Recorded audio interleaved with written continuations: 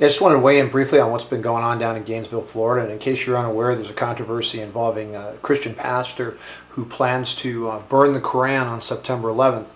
And I guess the first thing I want to say about that is that I'm personally not a fan of burning books or burning flags or doing anything that is really going to be objectionable or offensive to a large group of people or hurtful to a large group of people around the country or around the world. However, having said that, I think there's a very important element that's being lost in this discussion, and it's not a religious issue necessarily. It's more an issue of ideology. It's really an issue of freedom. And what it involves is the First Amendment to the Constitution of the United States of America. And what that says is that free speech is protected, even if that speech is offensive or hurtful or doesn't even seem reasonable to anyone else involved.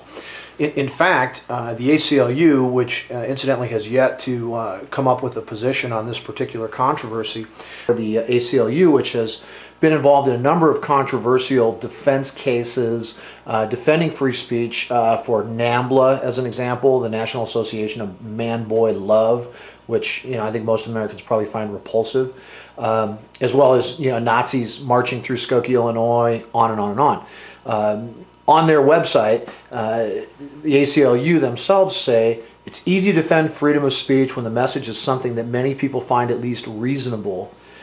But the defense of freedom of speech is most critical when the message is one most people find repulsive. That was true when the Nazis marched in Skokie. It remains true today. And so, regardless of where you come down on the question of whether or not it's a good thing to burn the Qu'ran, and I've already said that personally I don't think it is, you have to honor that individual's right to express how they feel in a legal and non-invasive way. If I want to sit in my backyard and burn the Qu'ran, that's my deal. I live in America. I don't need permission from Iran or Saudi Arabia or anyone else. And I will die to defend that freedom for my children, as men and women for hundreds of years in this country have died so that I could have that freedom. Once we abdicate freedom of speech in the face of reprisal, we essentially give up our ability or our right to criticize any government, any religion, or really anything that has the ability to retaliate against us. And that's not the American way. So, with all due respect to the Islamic folks all the way around the world, don't mean to hurt your feelings, don't mean to bum you out, but if I want to burn the Qu'ran, that's exactly what I'm going to do, and I'll support the folks down in Florida whose intention it is to do that.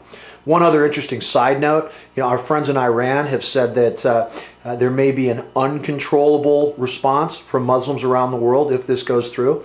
And secondly, right now, all over the world, Muslims are burning the American flag in protest over the potential burning of the Qu'ran, which I started to say was an irony, but actually an irony is often defined as an unexpected result. So Muslims burning the American flag in protest of us potentially burning the Qu'ran isn't ironic. It's just truly hypocritical.